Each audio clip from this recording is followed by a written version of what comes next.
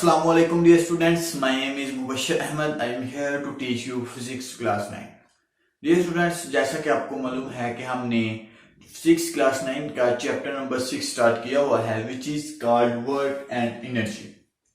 Dear students, हमने last lecture में discuss किया वर्क की बात की कि अगर एक फोर्स अगर एक बॉडी पे लगती है और वो बॉडी डिस्प्लेसमेंट कवर करती है तो उसे हम कहते हैं वो वहां पे वर्क डन हो गया। ठीक है, तो डियर स्टूडेंट्स, वर्क डन होने के लिए एक एनर्जी की जरूरत होती है। जब भी कोई वर्क डन होता है तो कोई ना कोई एनर्जी जो है वो जरूर प्रेजेंट होती है वहां पे। ठीक है, सो आज हम इस टॉपिक में एनर्जी को ही डिस्कस करेंगे कि एनर्जी क्या है, हमारी डेली लाइफ में एनर्जी की कौन कौन सी खसूसियत पाई जाती हैं, कौन कौन सी अहमियत है हमारी डेली लाइफ में। ठीक है dear students, energy, definition of energy is that a body possesses energy. एक बॉडी एनर्जी रखती है इफ अगर it is capable to do work. एक सिंपल वर्ड में इस डेफिनेशन को मैं समझाता हूं आपको कि अगर एक ऑब्जेक्ट में, फॉर एग्जांपल मैं अपनी बात करता हूं, अगर मुझ में एनर्जी है तो मैं कोई काम कर सकता हूं। मतलब ये कि अगर मेरे अंदर कोई एनर्जी है, ये मार्कर है, ये मैं इसको उठाऊंगा और इसको उठा के चलूंगा, तो ये मैंने काम किया। काम कब किया? जब मेरे अंदर एनर्जी थी। अगर मेरे अंदर एनर्जी नहीं है तो मैं ये मार्कर को उठा के चल नहीं सकता। So that is point is called energy. Energy एक और पॉइंट ये है, एक और डेफिनेशन कह ले इसकी कि इट इज एबिलिटी। ये एक एबिलिटी होती है टू डू वर्क करने की एबिलिटी को हम एनर्जी कहते हैं। ठीक है, उम्मीद करता हूं कि आपको एनर्जी की डेफिनेशन और मेरी जो एग्जांपल मैंने आपको बताई आपको उसकी अच्छे से समझ आ गई होगी। सो डियर स्टूडेंट्स, नेक्स्ट बात करते हैं इसकी एग्जांपल की। Example, water running down the stream has the ability to do work. ये एग्जाम्पल है एनर्जी की। फॉर एग्जाम्पल इसको एक्सप्लेन करते हैं कि हमारे पास एक वाटर की बात हमने की, तो वाटर ये जो है ये फ्लो हुआ नीचे की तरफ, ऊपर से नीचे की तरफ वाटर आया। ठीक है, वाटर में कोई ना कोई एनर्जी थी तो वो ऊपर से नीचे आया। ठीक है, सो डियर स्टूडेंट्स, यहां पे वर्क डन हुआ। क्यों? क्योंकि वाटर ने मूव किया, हरकत किया। वाटर के अंदर कोई फोर्स थी और वो हरकत की, मतलब कि वर्क डन हुआ। और इसके अंदर कोई एनर्जी थी तो ही वर्क डन हुआ। सो वाटर नीचे आया। ठीक है, ये एनर्जी की हो गया, मतलब कि एनर्जी की एग्जांपल होगी। अब हम बात करते हैं कि अगर यहां पे हम कोई टरबाइन लगा दें, जब वाटर टरबाइन के ऊपर फॉल करेगा तो टरबाइन रोटेट करेगी तो इलेक्ट्रिकल एनर्जी प्रोड्यूस होगी। यहां पे जो नीचे आ रहा था वाटर, उसमें एनर्जी थी मैकेनिकल एनर्जी, लेकिन जब टरबाइन हमने यहां पे यूज कर दी तो मैकेनिकल एनर्जी टरबाइन के साथ कन्वर्ट होगी इलेक्ट्रिकल एनर्जी में। सो इट्स मीन दैट यहां पे प्रूव हो गया कि जो एनर्जी है ये चेंज हो सकती है one form to another form. Clear? ठीक है, उम्मीद करता हूं कि इस पॉइंट की भी आपको अच्छे से समझ आ गई होगी। जिस वजह अगर किसी भी पॉइंट पे आपको कोई भी कंफ्यूजन है तो प्लीज कमेंट करके जरूर पूछिएगा। ठीक है, नेक्स्ट, टाइप्स ऑफ एनर्जी। ये एनर्जी की टाइप्स हैं। There are many types of energy: heat energy, light energy, electrical energy, mechanical energy and chemical energy. ये टाइप्स ऑफ एनर्जी हैं। लेकिन यहां पे हम क्या देखेंगे, यहां पे हम अपना मेन टॉपिक देखेंगे मैकेनिकल एनर्जी। मैकेनिकल एनर्जी को ही हम स्टडी करेंगे। यहां पे मैकेनिकल एनर्जी को मजीद हमने टू टाइप्स में डिवाइड कर दिया। First of all kinetic energy and potential energy. ठीक है, एनर्जी की टाइप्स क्या थी? Mechanical energy. और मैकेनिकल एनर्जी की आगे जो टाइप्स हैं वो है क्या? Kinetic energy and potential energy. और इस टॉपिक में हम मजीद काइनेटिक एनर्जी को डिस्कस करेंगे, काइनेटिक एनर्जी को एक्सप्लेन करेंगे। ठीक है, और इंशाल्लाह नेक्स्ट लेक्चर में हम डिस्कस करेंगे पोटेंशियल एनर्जी को इन डिटेल। सो करते हैं स्टार्ट काइनेटिक एनर्जी। डेफिनेशन सबसे पहले करते हैं the energy possessed by a body due to its motion is called its kinetic energy. अगर एक बॉडी में मोशन है, उस टाइप की एनर्जी को, मतलब ये कि अगर बॉडी में मोशन है तो उसमें एनर्जी भी है, सो उस टाइप की एनर्जी को हम कहते हैं काइनेटिक एनर्जी। अगर किसी बॉडी में मोशन है तो हम कहते हैं वहां पे काइनेटिक एनर्जी प्रोड्यूस हो रही है। ठीक है, ये सिंपल सी बात है इसकी। सो एग्जांपल देखते हैं। इसकी एग्जांपल है विंड। विंड किसे कहते हैं स्टूडेंट? अगर हवा चल रही है, हवा मोशन में है, हवा हरकत में है, तो उसको हम कहते हैं विंड। ये एक एग्जांपल है किसकी? काइनेटिक एनर्जी की। ये देखें, energy processed by a body due to its motion. यहां पर मेन जो कंसेप्ट है वो मोशन का ही है कि अगर कोई चीज हरकत कर रही है तो वहां पे काइनेटिक एनर्जी है। ठीक है, आगे हम बात करते हैं। एग्जाम्पल हमने देखी विंड, और विंड जो हवा है, मूविंग एयर है, वो कौन कौन से काम सर अंजाम दे रही है हमारी डेली लाइफ में।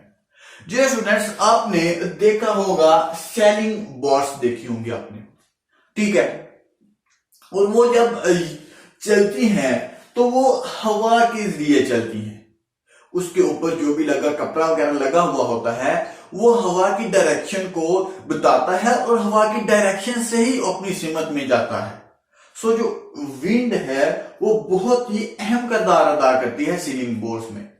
दरअसल जो सीलिंग बोर्ड्स हैं वो हवा ही के जरिए से ही चलती हैं।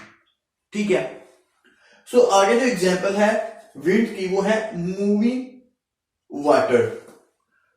डियर स्टूडेंट्स, वाटर जो है वो रेस्ट पे होता है, लेकिन अगर विंड चले, अगर हवा चले वाटर के ऊपर, तो जो वाटर है वो मूव करना स्टार्ट हो जाता है। ये देखिए, वाटर लेयर की शक्ल में मूव होना स्टार्ट हो जाता है। तो ये भी किसकी एग्जांपल है? ये विंड की एग्जांपल है। और विंड किसकी एग्जांपल है? काइनेटिक एनर्जी की एग्जांपल है। और काइनेटिक एनर्जी में हमने डिस्कस किया कि energy possessed due to its motion. ठीक है, सो नेक्स्ट क्या है?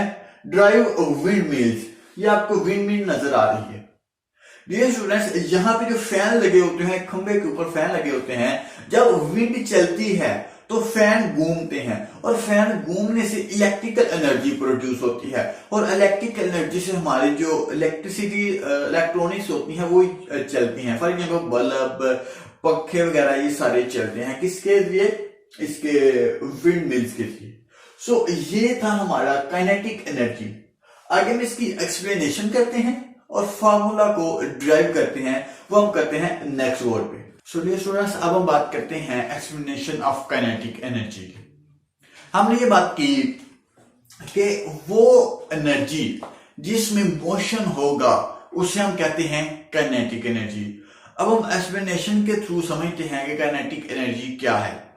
लेट्स सपोज डियर स्टूडेंट्स, हमारे पास एक ब्लॉक है जिसका मास है m, ब्लॉक है जिसका मास m है, और इसके ऊपर एक फोर्स लग रही है F फोर्स लग रही है। ठीक है, और जब इसके ऊपर फोर्स लगेगी तो ये डिस्टेंस कवर करेगी, डिस्टेंस s कवर करेगी। ठीक है, सो इसकी कोई ना कोई वेलोसिटी v होगी, और डिस्टेंस कवर करके विद वेलोसिटी v और ब्लॉक यहां पे आ जाएगा। सो इसे हम कहेंगे यहां पे भी काइनेटिक एनर्जी हुई। क्यों?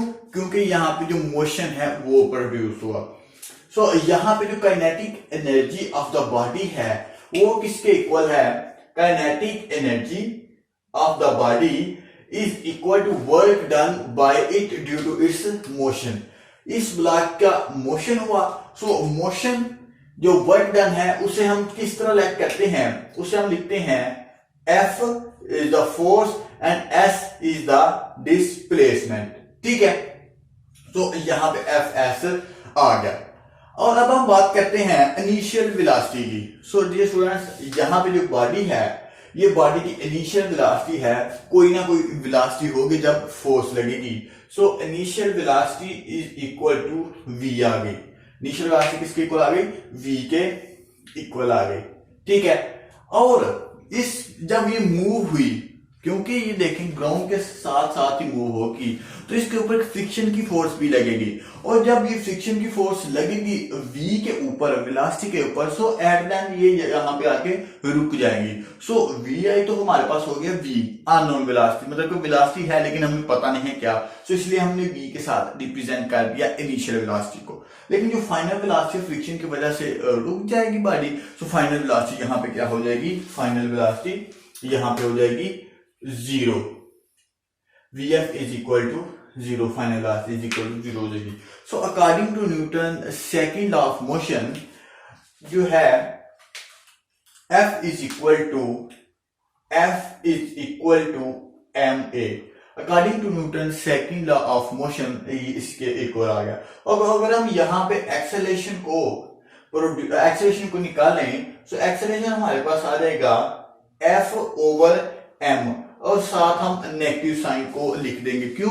क्योंकि जो फ्रिक्शन लग रही है और जो मोशन हो रही है वो अपोजिट साइड पे हो रही है। Negative sign show that the friction is hold the body opposite, ठीक है।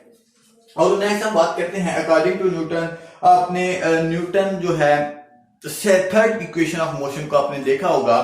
थर्ड इक्वेशन ऑफ मोशन क्या है, 2as is equal to vf square minus vi square. This is called the third equation of motion जो हमने निकाली थी second chapter के last पे, ठीक है। अगर हम यहाँ पे वैल्यूज पुट करें तो ये स्टूडेंट्स 2 ऐसे कैसे आ जाएगा, और a की क्या हमने वैल्यू फाइंड की, a की वैल्यू हमने फाइंड की माइनस f ओवर m, और साथ डिस्टेंस जो है स्टूडेंट्स एज इट इज आ जाएगा। आगे हम बात करते हैं vf की। vf इज इक्वल टू 0, यहाँ पे 0 आ जाएगा, और साथ vi जो है ये है v के इक्वल, यहाँ पे v का स्क्वायर आ जाएगा, ठीक है। अब हम क्या करते हैं, अब हम ये वैल्यू जो है कुछ वैल्यू यहाँ पे ले आते हैं, और यहाँ पे ओनली सिर्फ क्या लिखते हैं, fs ही रखते हैं। fs यहाँ पे आ गया बाकी, और बाकी यहाँ पे इक्वेशंस आ गई।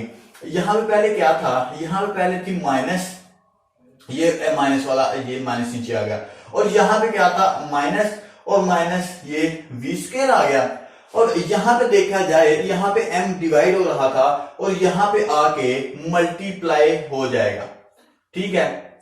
सॉरी, यहाँ पे जो है m जो है ये आके मल्टीप्लाई हो जाएगा, तो यहाँ पे v स्क्वायर आ गया और साथ m जो है ये मल्टीप्लाई हो जाएगा, और साथ यहाँ पे जो है ये 2 मल्टीप्लाई हो रहा है और यहाँ पे आके डिवाइड हो जाएगा, ठीक है।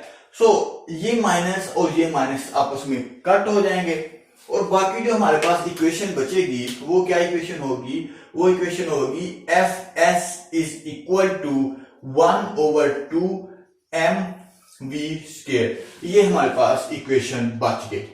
तो यहाँ पे देखा जाए तो fs किसके इक्वल है, काइनेटिक एनर्जी का। अगर हम इन दोनों इक्वेशन को कंपेयर कर लें तो हमारे पास इक्वेशन आएगी kinetic energy is equal to 1 over 2 mv square.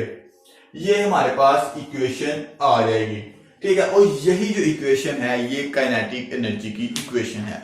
सो उम्मीद करता हूं कि आपको काइनेटिक एनर्जी वाले टॉपिक की अच्छे से समझ आ गई होगी। अगर किसी भी पॉइंट पे कोई कंफ्यूजन है तो प्लीज आप कमेंट करके जरूर पूछ लीजिएगा। सो अल्लाह हाफिज, स्टे ब्लेस्ड।